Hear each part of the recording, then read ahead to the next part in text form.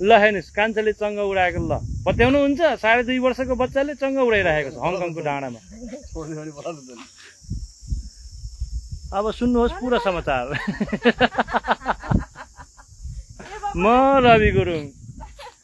प्रार्थना गुरुङ, अशोक गुरुङ अनि कान्छा केटा चाहिँ यहाँ चङ्गा उडाउँदै हुनुहुन्छ। चङ्गा खाइट माथि नि हेरेको हेर्नु अब छोडिदिएला त्यो खाइट खाइट वाह वहाँ पुऱ्याइदियो प्रलभ हेर्नु चङ्गा ए भने है हेरेको हेर्नु अझै माथि। ए छोडेर नछोड्नु चाहिँ बाबु फेरि त्यो चङ्गा भन्नुभयो चङ्गा प्रलभ चङ्गा भन्नु त बाबु चङ्गा काइट काइट माथि नि हेर्छ अझै देख्नु बाबु चङ्गा चङ्गा उडेको देख्नुभयो बाबु अब अब चङ्गा है बाबु यसले त उडाउँछ क्या हो लौ हात काट्नु ध्यान समाउनु बाबु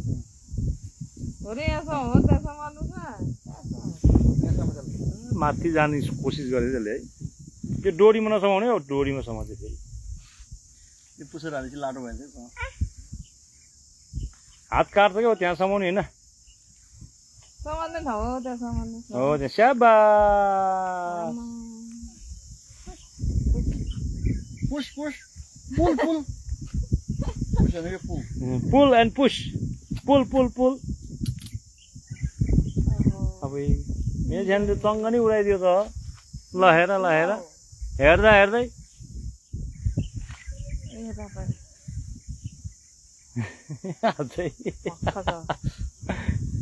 बाबु चङ्गा होइन त उडेको है चङ्गा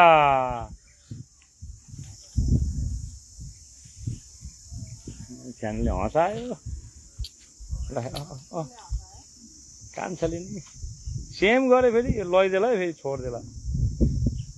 छोड्नु हुने बाबु त्यो डोन्ट लिभ इट पछाडिबाट मान्छेहरू आएको तिमीहरूको 320 हानिरहेको छ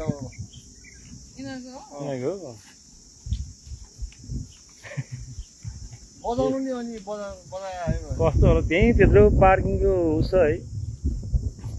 बुझ्ला फेरि कोही लोभ हो कि के हो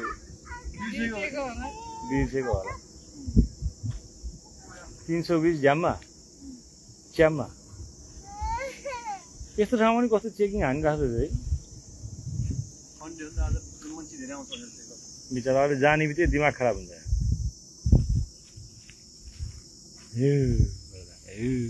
चङ्गा प्रलभले यति माथि चङ्गा उडाइदिनु होला स्याबा